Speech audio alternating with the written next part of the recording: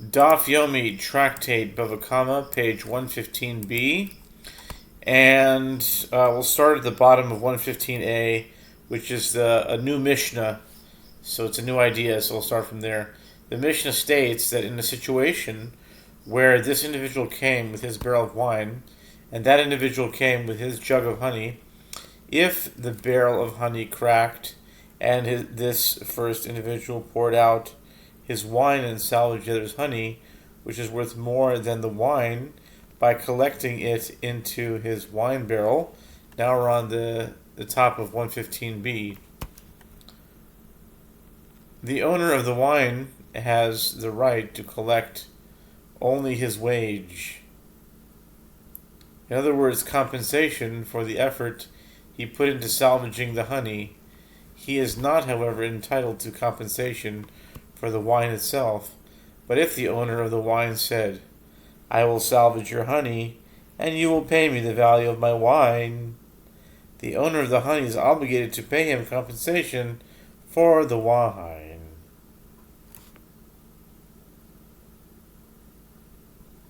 Similarly, if a river washed away his donkey, if the river washed away his donkey, and the donkey of another, and his donkey was worth 100 dinars, and the donkey of another was worth 200, and the individual with the less valuable donkey abandoned his donkey, and instead salvaged the donkey of the other, he has the right to collect only his wage. In other words, compensation for the effort he put into salvaging his fellow's donkey. But if he said to the owner of the more valuable donkey, "I will salvage your donkey, and you will pay me the monetary value of mine in exchange," the owner of the more valuable donkey is obligated to pay the rescuer compensation for his donkey. Gemara says, "And why does one who pours out wine have the right to collect only his wage? Let him say to the owner of the honey, 'I have acquired your honey from ownerless property.' Isn't it taught in a Braita? One who was laden with jugs of wine and jugs of oil and saw that they were breaking and their contents were leaking out should not say, 'This is hereby separated as truma and tithe for the produce that I have in my house.' And even if he said this, it is as though he did not say anything. The fact that one cannot separate produce that is about to be lost as truma or tithe indicates that such property is considered ownerless." The Gemara answers that it is as Rabbi Yirmiyah says in a different context, that the ruling discussed there is referring to a case where the basket of the olive press was wrapped around it so that the barrel would not break completely, and some of the contents would remain inside. So too, here the Mishnah issued its ruling only when the basket of the olive press was wrapped around the honey barrel so that it would not break completely, and the contents are therefore not rendered ownerless. The Gemara challenges the Braita and stated, and even if he had said that the wine or oil is separated as truma or tithe, it is as though he did not say anything. But isn't it taught in a different Braita? If one was traveling on the road and had money in his possession, and he saw a ruffian moving toward him, he should not say, "The second tithe produce that I have in my house is hereby desacralized unto these coins." In other words, the sanctity of the produce is hereby transferred onto the coins. But if he said so, his statement stands, and the produce is desacralized while the coins attain the sanctity of the second tithe. Hacha b'maya skinan, the Gemara answers, we are dealing with here a case where he is capable of saving his money from the ruffian, and that is why he may transfer the sanctity of the second tithe to the coins. The Gemara asks, if it is a case where he is capable of saving the money, why should he not say that the produce should be desacralized ab initio? The Gemara answers that it is a case where he is capable of saving the money only with difficulty. Consequently, he should not transfer the sanctity of the second tithe to the coins, as it may be lost. But if he does so, the transfer takes effect, as it is not certain that the money will be lost.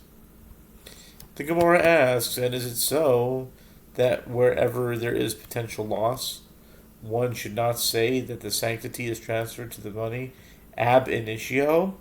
But isn't it taught otherwise in the following Braita? If one had 10 barrels of richly impure untithed wine, in other words, first tithe wine from which the truma of the tithe had not yet been separated, and he saw that one of them had broken and that its contents were leaking out, or that it had been exposed and is forbidden for consumption, he may say, this barrel is thereby separated as truma of the tithe for the other 9 barrels. But with regards to oil, he should not do so due to the priest's loss. The Gemara answers that Rabbi Yirmiyah said the Braita issued his ruling only when the basket of the olive press was wrapped around the barrel so that some of its contents would remain inside. The Gemara asks, granted, this rationale applies to a barrel that was broken, as the remaining contents are still fit for use, but with regard to a barrel that was exposed, for what use is it fit?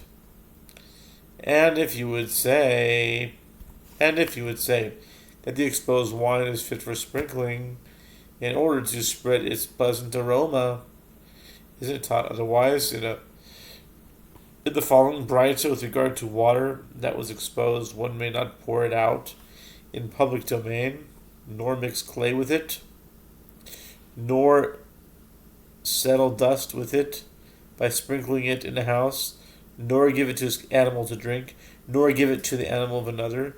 This proves that exposed liquids may not be used even for sprinkling. The Gemara answers,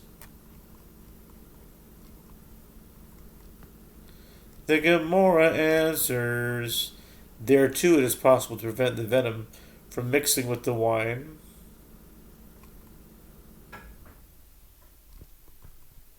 Oh, hold on here. No, that was the wrong thing. Due to the priest's loss. The Gemara answers, Rabbi Yirmiyah said the Braita issued its ruling only when the basket of the olive press was wrapped around the barrel so that some of its contents would remain inside. The Gemara asks, granted, this rationale applies to a barrel that was broken, as the remaining contents are still fit for use, but with regard to a barrel that was exposed, for what use is it fit? And if you would say that the exposed wine is fit for sprinkling in order to spread its pleasant aroma, isn't it taught otherwise in the following Braita with regard to water that was exposed? One may not pour it out in the public domain, nor mix clay with it, nor settle dust with it by sprinkling it in the house, nor give it to his animal to drink, nor give it to the animal of another. This proves that exposed liquids may not be used even for sprinkling.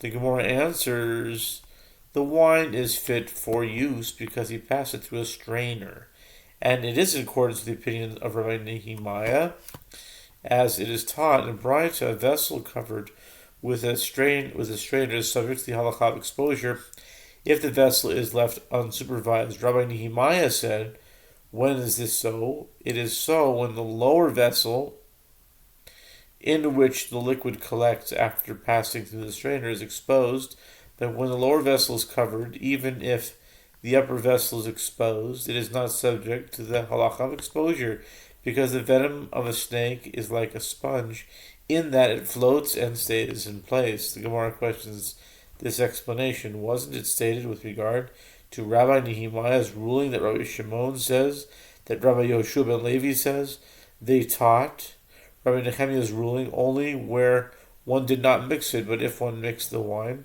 any venom found in it becomes capable of penetrating the strainer. Consequently, the wine remains forbidden even if it passed through a strainer.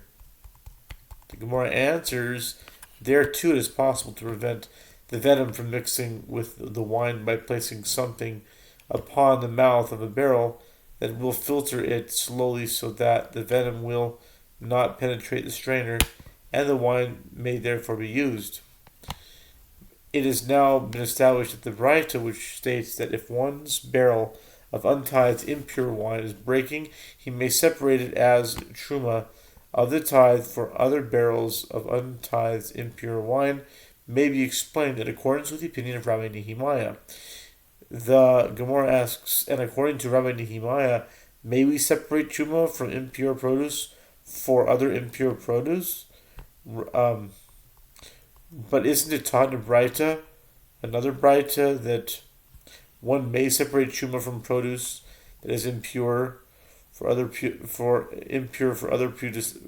is impure, and from produce that is pure for other produce that is pure, and from produce that is pure for produce that is impure, but not from produce that is impure for produce that is pure. Rabbi Nehemiah says, even with regard to separating from produce that is impure for produce that is impure, the sages permitted one to separate truma in this manner only in the case of doubtfully tithed produce. Consequently, how can the aforementioned Braita unequivocally permit one to separate impure wine as truma of the tithe for other impure wine? The Gemara answers, here too in the Braita it is discussing the case of Demai. The Gemara discusses the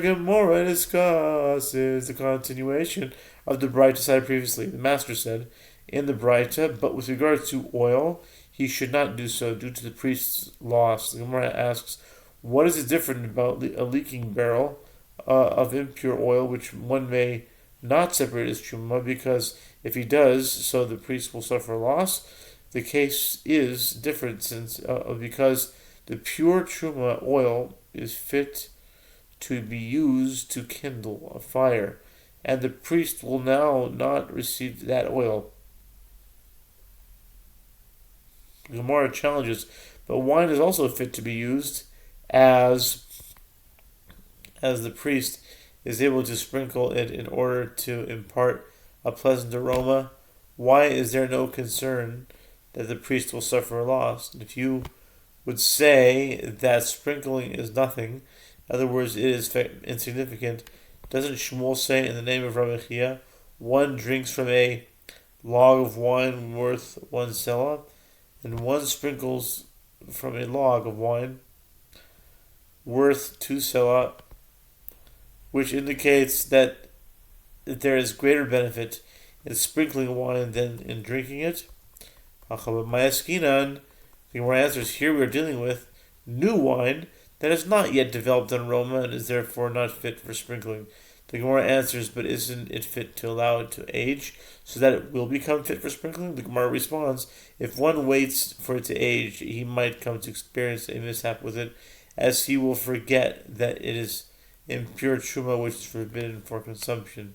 The Gemara asks, oil should also be subject to the concern that one might come to experience a mishap with it, as he might forget that it is forbidden and mistakenly drink it. The Gemara explains, the halacha is that the priest must place the oil in a foul vessel, and there is no concern that he will consume it, such as oil is used only for kindling.